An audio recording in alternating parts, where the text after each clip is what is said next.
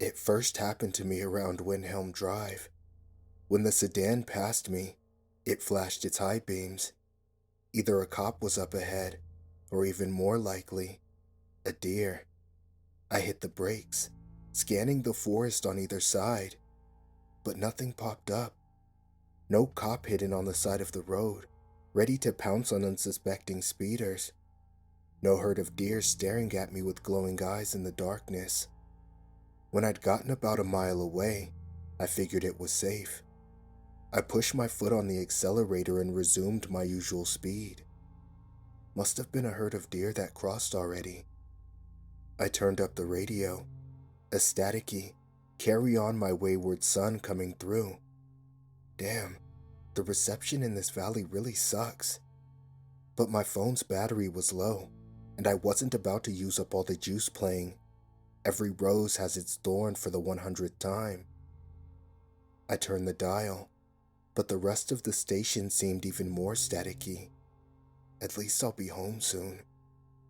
I was halfway through making a mental checklist of everything I had to get done tomorrow, when another pair of headlights blinked through the trees. When it got about 20 feet from me, it flashed its high beams too. More deer, but as I drove through the darkness, I didn't see anything. No cop cars either, unless they were really well hidden. As the seconds ticked by, there was nothing else.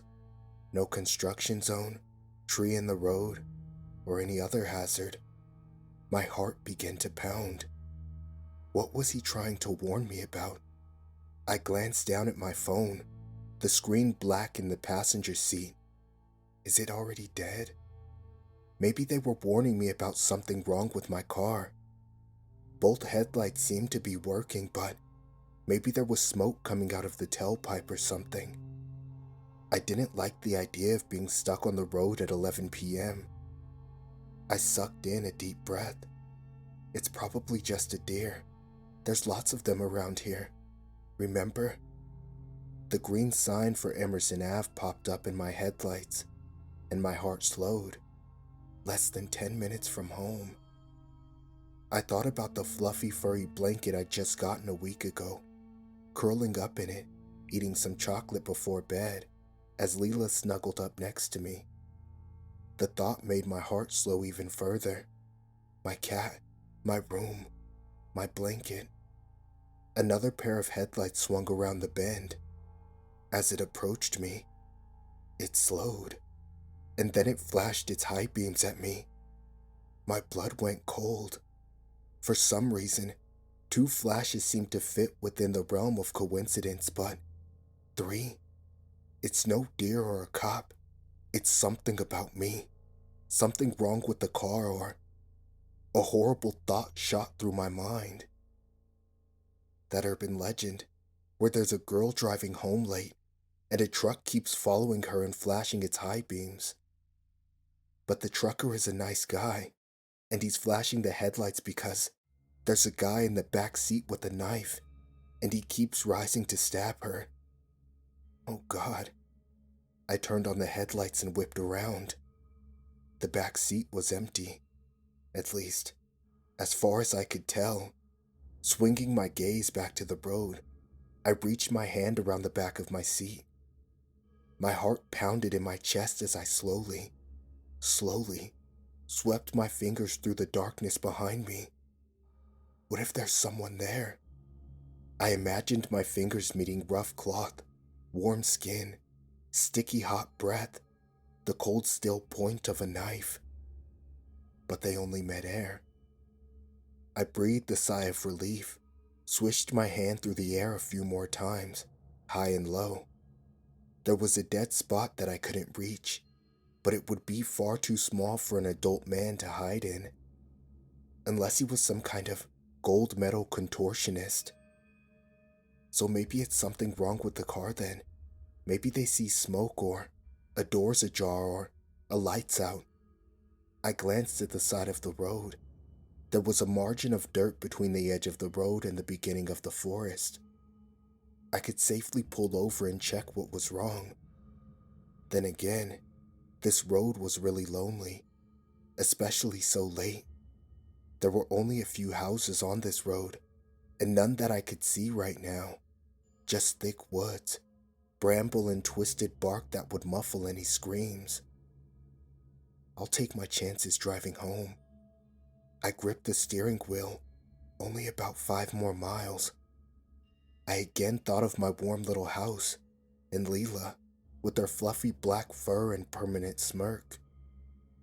A pickup truck swung around the bend. I held my breath. They're not flashing at me.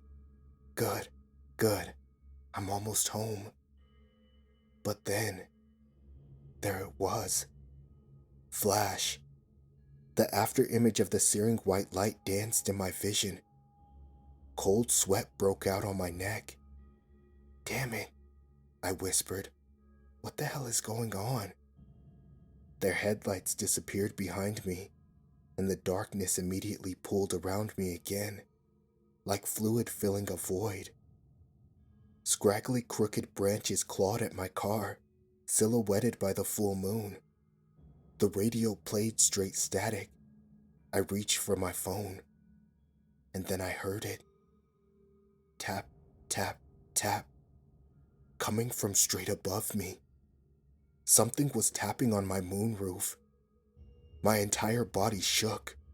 The dark road in front of me became a blur. No, this can't be happening. How could someone even be? I jammed my foot on the accelerator. The speedometer shot to 30, 35, 40. Tap, tap, tap. Without looking up, I reached a shaking hand up to the moonroof. I pressed my hand against the glass. It felt warm, even though it was only 40 degrees outside. Damn it, what the hell is going on? I couldn't look up.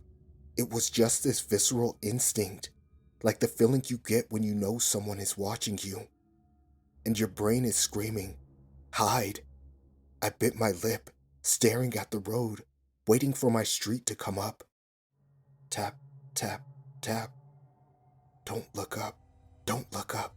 Don't you dare look up. Maple woods appeared before me.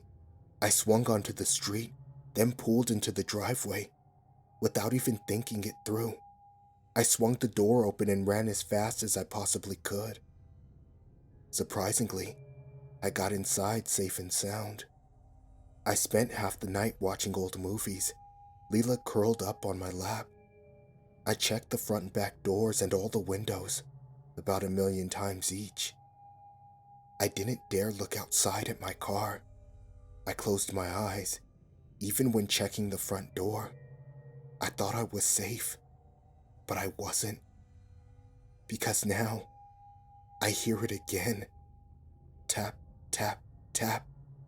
It's more frequent now, more frantic, coming from right above me, right above my bed, coming from inside my attic.